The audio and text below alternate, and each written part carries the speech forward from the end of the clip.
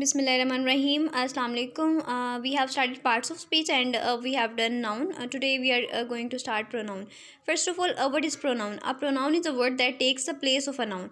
ऐसा वर्ड होता है ये जो कि नाउन की जगह ले लेता है। जैसे हमें नाउन पता है कोई भी पर्सन का नेम, किसी थिंग का नेम, किसी प्लेस का नेम, कोई आइडिया, कोई इवेंट, ठीक है, ये सब जो है वो नाउन्स होते हैं। अगर इनकी जगह पे कोई वर्ड आ रहा है तो उसको प्रोनाउन कहते हैं। जैसे he, she, it, they, someone, who, etcetera.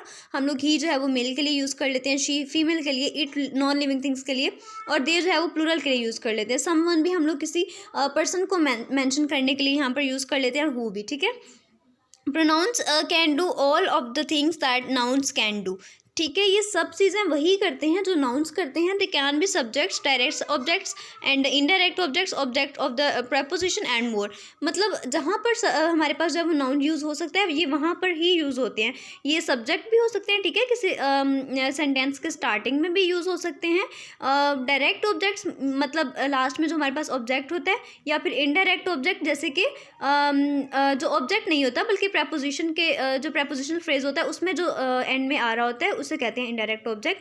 तो उसके तौर पर भी ये यूज़ हो जाता है ऑब्जेक्ट ऑफ द प्रपोजिशन। जैसे यहाँ पर हमारे पास आ जाता है of the class and etcetera, इस तरह के जो होते हैं, और वहाँ पर जहाँ पर नाउन यूज़ हो सकता है। एग्जाम्पल्स हम लोग देख लेते हैं। Pronouns are classified as personal. Personal pronouns कौन से होते हैं? I, we, you, he, she, it, they. Demonstrative this, these, that, those, ये डेमोन्स्ट्रेटिव में आते हैं। Relative who, which, that, as, etcetera. Indefinite each, all, everyone, either, one, both, any, such, somebody, ठीक है। ये हमारे पास इनडेफिनिट होते हैं, मीन्स हमें पता नहीं होता, डेफिनेट नहीं होते हमारे पास, उनकी कोई शनाख्त नहीं होती, लेकिन हम लोग इनको यूज़ करते हैं इनडेफिनेटली, ठीक है। इंट्रोगेटिव होते हैं क्वेश्चनिंग के लिए, who, which, what, etcetera. Reflexive जो कि जिनका सब्जेक्ट और ऑब्जेक्ट सेम होता है और जिनमें सेल्फ या फिर सेल्फ जा रहा होता है, जैसे माई सेल्फ, हर सेल्फ आ गया। पोजेसिव मीन जो मलकियत को शो करें, पोजेसिवनेस को शो करें, माइन, योर्स, हिज, हर्ट्स, उसका, मेरा, वट, इस तरह के जो है, ये सब इनकी एग्जाम्पल्स होगी हमारे पास प्रोनाउंस की। Next is types of pronoun. इसकी जो है हमारे पास टाइप्स भी होती हैं। First one is subject pronoun, second is object pronouns, possessive pronouns, reflexive pronouns, intensive pronouns, relative pronouns, demonstrative pronouns and interrogative pronouns. इसकी और भी बहुत सारी होती हैं, लेकिन यहाँ पर जो मेन है वो ये वाली, हम इनको वन बाय वन डिस्कस कर लेते हैं। First is subject pronoun. Subject pronouns work as a subject of the verb in a sentence, ठीक है। हमारे पास ये जो सब्जेक्ट प्रोनाउंस होते हैं ये सब्जेक्ट के तौर पर सेंटेंस में वर्क करते हैं। मीन्स वर्ब से पहले जो हमारे पास या फिर वर्ब से पहले और हेल्पिंग वर्ब से पहले जो हमारे पास सब्जेक्ट होता है वहाँ पर ये यूज़ होते हैं। A subject pronoun normally replaces the subject और object of the previous sentence. Generally होता क्या है कि अगर कोई एक सेंटेंस है उसके आगे हमने दूसरा सेंटेंस लिखना है उसी से रिलेटेड, तो हम लोग जो है वो वहाँ पर हमने जो नाउन यूज़ किया होगा उसकी जगह पर हम लोग नेक्स्ट सेंटेंस में प्रोनाउन को यूज़ कर लेंगे। ये बात इसमें बताएगी। जैसे Ahmed can't attend the party, और नेक्स्ट इसका सेंटेंस, इसका पार्ट होगा he has gone to his grand parents. अब ये जो ही है हम लोगों ने प्रोनाउन लगाया है, ही, ये हम लोगों ने अहमद की जगह पर लगाया है, ठीक है। और इसने क्या किया है, अहमद को रिप्लेस कर दिया। अब यहाँ पर हम लोग एक अगर पैराग्राफ हमने किसी के बारे में लिखना है, बार बार उस इंसान का नाम आ रहा है, उस चीज़ का नाम आ रहा है, तो हम लोग यहाँ पर प्रोनाउन को यूज़ कर लेते हैं, क्योंकि बार बार हम जो है वो नाउन नहीं लिख सकते, प्रोनाउंस ही लिखेंगे। जैसे Ahmed can't attend the party, अगर हम लिखे Ahmed has gone to his grand parents, तो जो है वो हमारे पास सेंस नहीं बनती, इसलिए हम लोग ने यहाँ पर अहमद की जगह पर उसका प्रोनाउन यूज़ कर लिया, और हमें पता है कि मेल के लिए ही प्रोनाउन यूज़ होता है। Next is object pronouns. Object pronouns work as the object और indirect object in a sentence replacing the antecedent object, ठीक है।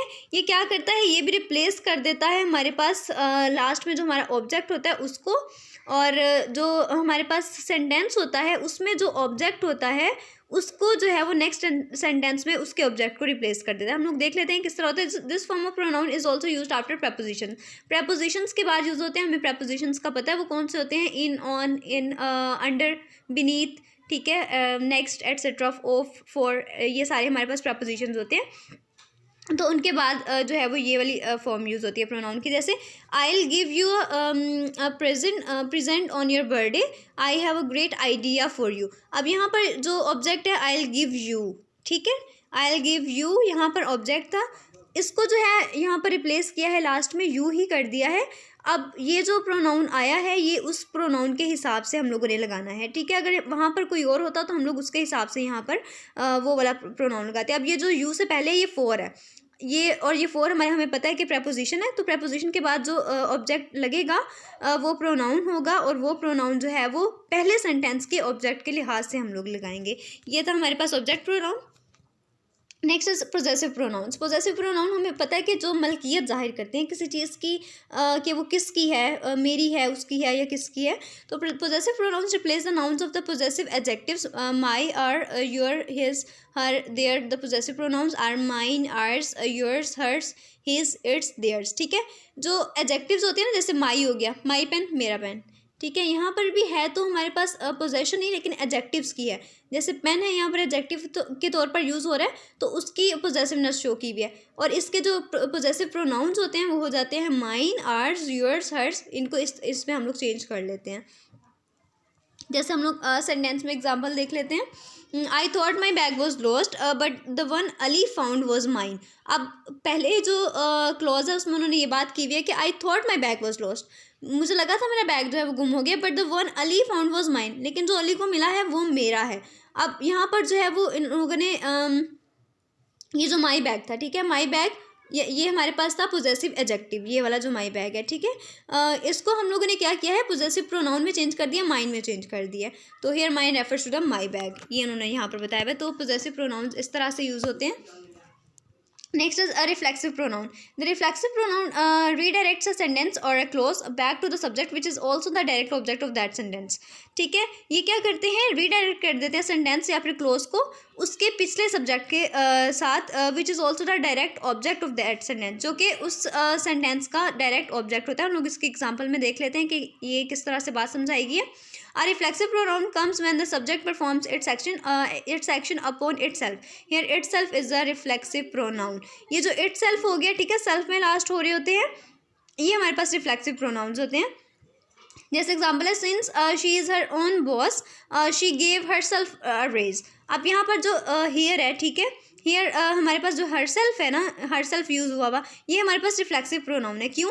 क्योंकि ये जो हमारे पास यहाँ पर सब्जेक्ट है शी, इसने इसी को रीडायरेक्ट कर दिया यहाँ पर, और इसको जो है वो हमारे पास उसका रिफ्लेक्स शो कर दिया। हमें पता है कि जो रिफ्लेक्सिव प्रोनाउंस होते हैं उनका सब्जेक्ट और उनका ऑब्जेक्ट जो है वो सेम होता है, जस्ट उसमें हम लोग सेल्फ लगा देते हैं या सेल्फ्स लगा देते हैं प्लूरल के लिए, ठीक है।